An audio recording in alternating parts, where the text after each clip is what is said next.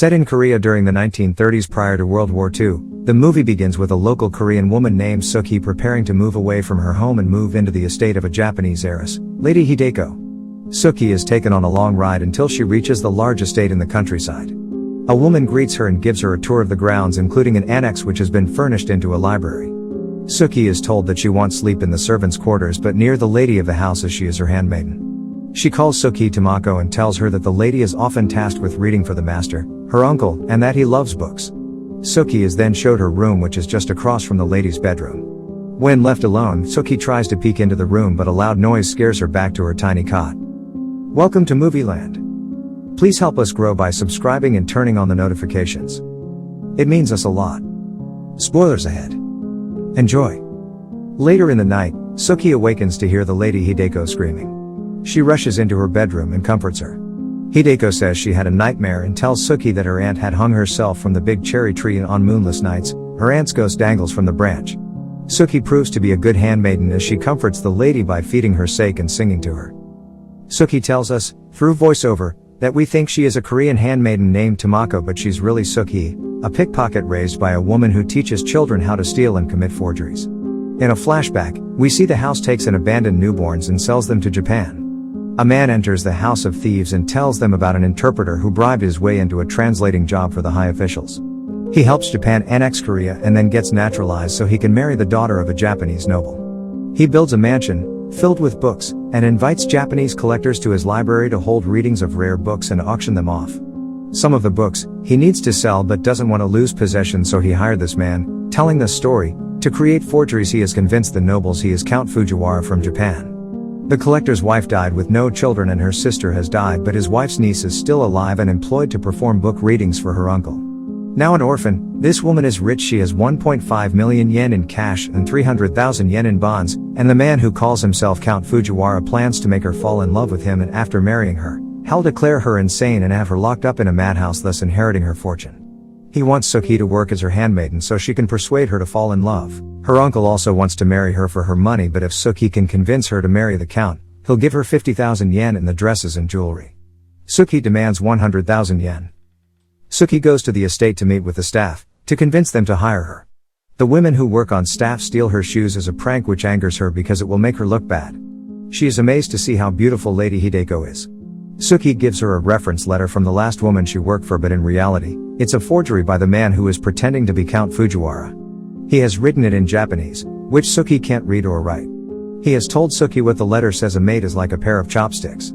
Her presence is little noted, but her absence causes much distress. Lady Hideko claims she has a headache from all the reading she has had to do for her uncle and asks Sookie to read it. Sookie struggles to do so from memory, claiming it says she's like a spoon, and then finally admits she is illiterate and can't even read in Korean. Lady Hideko said she doesn't care if Sookie curses or steals, but she doesn't ever want to be lied to. She shows Sookie a picture of her mother and asks if she is as beautiful. Sookie tells her that she has heard the count say he dreams of her face in bed, her first attempt at planting a seed of a relationship. Lady Hideko gives Sookie some shoes and then leaves to go to reading practice, which she'll do alone. Sookie goes through all the dresses to see what clothes she'll inherit after the woman is locked up.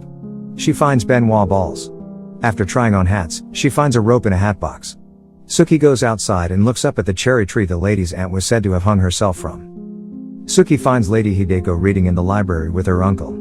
She tries to approach but is told not to go past the snake. A gate is rolled closed, locking her out. She notices a statue of a snake on the ground, creating a boundary of limitations which she isn't allowed to cross. Back in her room, Sookie bathes Lady Hideko, giving her a lollipop which she says she used on children to help them associate bath time with sweetness. Lady Hideko complains one of her teeth is sharp. Sookie grabs a thimble and begins shaving it down.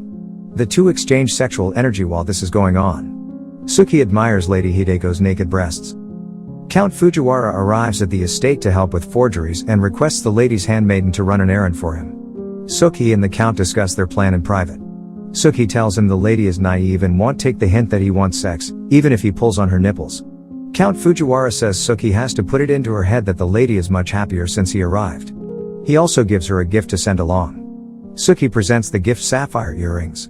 Sookie is excited that they'll be hers when the lady is sent away to the madhouse. She also convinces Lady Hideko that the earrings are actually spinel. Lady Hideko arranges for Sookie to be dressed up, which is a new experience for Sookie. Lady Hideko finishes off the look with the sapphire earrings. They button each other's dresses up, which is depicted in a very sexual way, with Suki openly longing to touch her. Suki asks if Lady Hideko is planning to marry her uncle. Hideko points out that's what he raised her for, knowing he'd need access to her money one day. Eventually he will put his entire library up for auction because he can't afford any more books. The Count paints with Lady Hideko, trying to be flirtatious. Suki watches, feeling sorry for Lady Hideko for being duped. He tells Suki a peach is ripe, which is the signal for her to start convincing the lady that she's falling in love with the Count. After he leaves, Suki claims the lady's cheeks have grown flushed since he arrived, but the lady isn't really convinced. Lady Hideko and Suki have a personal conversation on the grounds, about how the lady's mother died in childbirth and it's like she strangled her as punishment for being born. Suki takes this to heart and tells her no baby is guilty of being born and that her mother would probably have been very happy to have given life to her. This surprises and touches the lady. The Count arrives and steals the lady away, sending Suki to run errands so they can be alone. Not wanting to leave Lady Hideko with the Count, Suki rushes to grab things, but when she returns, she sees the clothed lady mounting the clothed Count, which makes her terribly jealous. Now Suki harbors anger at Lady Hideko. At night, the servant's bell is rang and Suki is called into the lady's bedroom. She asks Suki why she didn't greet her when she got back from her reading. Suki is obviously still bitter that Lady Hideko is falling for the Count, but claims she simply fell asleep. The lady says she can feel a nightmare coming on and suggests Suki sleep in bed with her. After a while, she tells Suki that the Count asked to elope with her when her uncle leaves to visit his gold mine. The lady says without a mother, she's never been told what men want. Suki teaches her how to kiss by demonstrating on her. Then she begins to make love to her under the context of showing her what it will be like when she makes love to the Count. The two women end up having sex for the first time, both claiming it is simply an instruction, although they both seem to be in love with the other. The next time the Count is painting with Lady Hideko, he orders Suki to find another job to do. Suki follows suit but then stops short, saying she has no other job except to look after the lady. Outside the grounds, the Count yells at Suki for not helping him with his plan. He puts Suki's hands on his crotch and tells her to feel how much he wants her fortune and tells her Hess not going to let her fuck it up. Suki threatens to tell her that Hess just a pickpocket, but he threatens, in return, to tell her that Suki is a Korean farmhand and shaman. Suki can't return home empty-handed, not providing for all the people who have taken her in since she was a little girl. Suki responds by saying Lady Hideko has no one on earth and if he frightens her, she'll close up like a clam. She adds not to ever put her hand on his tiny joke of a cock again. Now Suki follows the plan accordingly, telling Lady Hideko that the lady is falling for the Count. But the lady says she's fallen in love with somebody else. Nonetheless, Lady Hideko agrees to marry the Count if Suki can go with them to Japan. The Count leaves the estate to visit his mine while the Count pretends to leave but secretly hides so he can sneak off with Lady Hideko. As soon as her uncle is gone, Hideko leaves with the Count and Suki on a ferry to Japan. Once there, Hideko and the Count are married. The next morning, Suki stops by their room and finds blood on Hideko's sheets, alluding to having lost her virginity. The Count watches the two women together. By the end of the week, Count Fujiwara is missing, claiming that he has gone to certify the marriage and convert the inheritance into cash. When he returns, Suki yells at him for taking her virginity and then leaving her alone. She tells him to hurry up and throw Hideko in the madhouse. Two men arrive at the hotel and ask Suki what treatment she would suggest for Hideko. Suki says she wants her confined to a place where no one can harm her and she can do no harm. The group travels into town, stopping at a mental hospital. Suki waits with the employees as they tell the Countess they are going to look after her, but then they end up grabbing Suki and taking her into the madhouse. She claims she is not the Countess and they have the wrong woman. The Count and Hideko do nothing to defend Suki as she struggles. We now learn about the backstory of Lady Hideko. As a little girl, she has to put metal balls in her mouth while she is hit repeatedly by her handmaiden for talking back. She is then brought into her room where she's told there is an ogre who lives outside her room who will burst in and smother her if she ever cries out. The aunt also shares the photo of Hideko's mother that we had seen her show to Suki. Hideko's aunt instructs her in Japanese by reading books which end up being graphic and teaching her words like penis and vagina. Her uncle comes by and grabs both of their faces, suffocating them before letting them go. We now see the young Hideko slapping a servant for saying bad things about her in Korean, which she can speak. Her uncle tells her that she has a touch of lunacy that she got from her mother, and he will try to teach her so she doesn't get sent to a mental hospital. The training consists of her being taught to read from his book collection, which is now revealed to be very explicitly sexual books. The young Hideko reads from a graphic story and her uncle yells at her lack of articulation. We then see the adult Lady Hideko at the readings for collectors, reading from sexually explicit passages. She flashes back to the day of her aunt's hanging and the servants staring up at her. Meanwhile, the readings continue for the Japanese book collectors and the stories are more and more graphic. She also performs demonstrations of the material for the audience. She chokes herself. She is whipped. She sits on a wooden puppet and is lifted to the ceiling. The books are auctioned off. One has lost its value because the sexually explicit illustration has been ripped out. Nobody wants to buy the book, figuring that the illustration was necessary to depict what words alone could not. The man who pretends to be Count Fujiwara is involved in these readings, hired for forgeries. He tells Hideko's uncle how all the women on the estate are attracted to him except for one, Hideko. He heard that her uncle is engaged to her and suggests to him to go easy on her training or she'll be dead inside. Count Fujiwara and Lady Hideko talk over dinner. He tries to tell her he loves her but she knows he's lying. He admits to being the son of a Korean farmhand and he spent 3 years learning to paint forgeries so he would have access to her and possess her father's inheritance. But he realized how smart she was after he met her and has another deal to suggest he'll rescue her from her uncle. They'll split the money. She says she doesn't want to marry anyone. He realizes she plans to kill herself but he says all her money would go to a perverted uncle. She points out that he will find them if they eloped and take her to the basement where he tortures people. He has brought her there as a young girl and showed her what he did to her aunt. Count Fujiwara gives her highly concentrated opium and says if she's ever caught, 3 drops will make her sleep, 5 drops will knock her out, and all of it will kill her.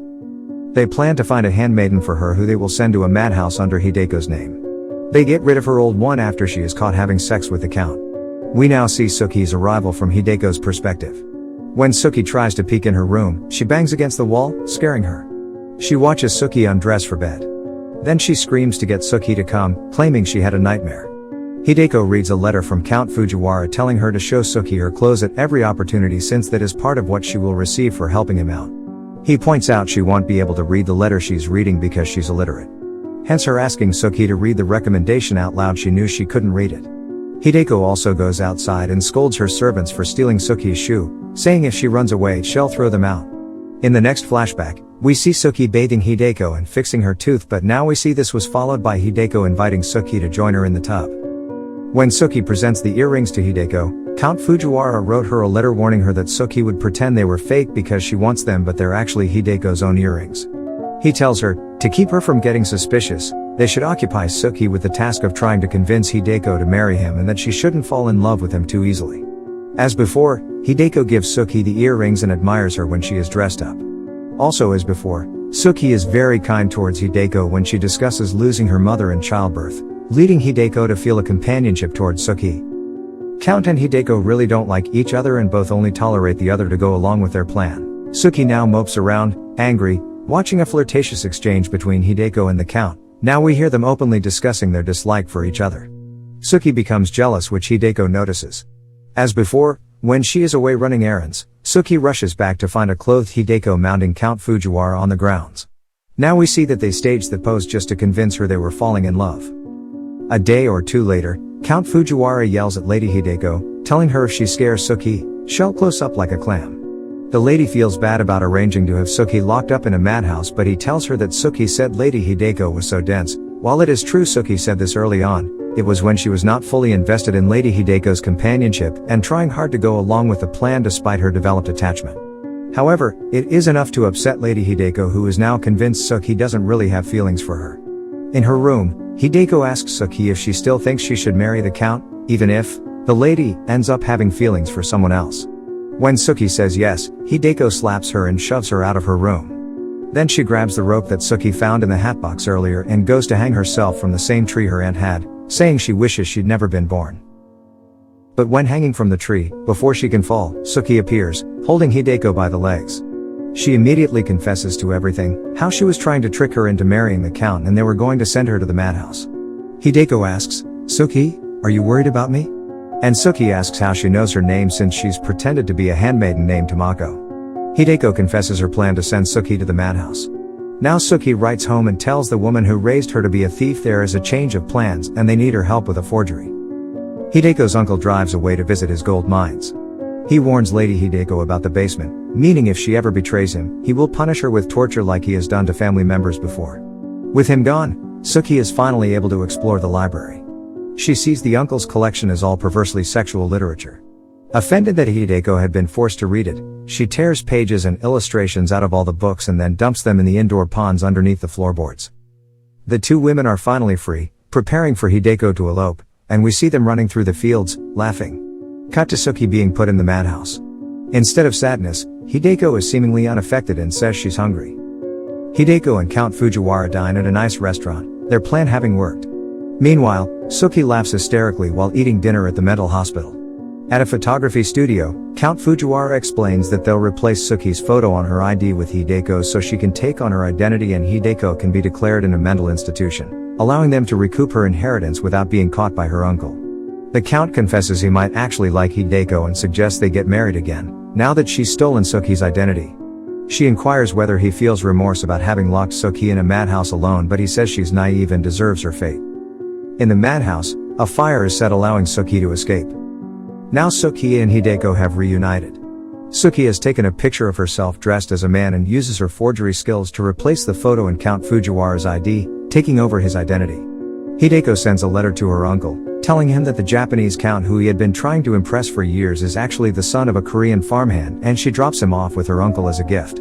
She also tells him to tell the count that, outside of books, no woman likes to be taken by force. Now that he knows he's been betrayed, the uncle takes the man who pretended to be Count Fujiwara to his basement and tortures him, cutting off his fingers with a paper trimmer.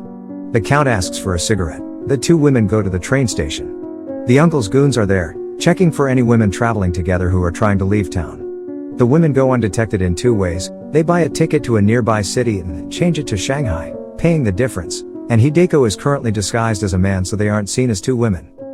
The two women have made it to the ferry. Hideko gets rid of her fake mustache now that they're safely en route to Shanghai. Meanwhile, Hideko's uncle cuts off the count's underwear as he lays bleeding from losing his fingers. Before the torture can continue, the count says that the cigarettes were filled with mercury and they both are now poisoned from the smoke. The uncle dies. The count inhales the air in an effort to kill himself. In the end we see, Suki and Hideko are in their stateroom on the ship as they travel to their new home. Hope you enjoyed. Thanks for watching.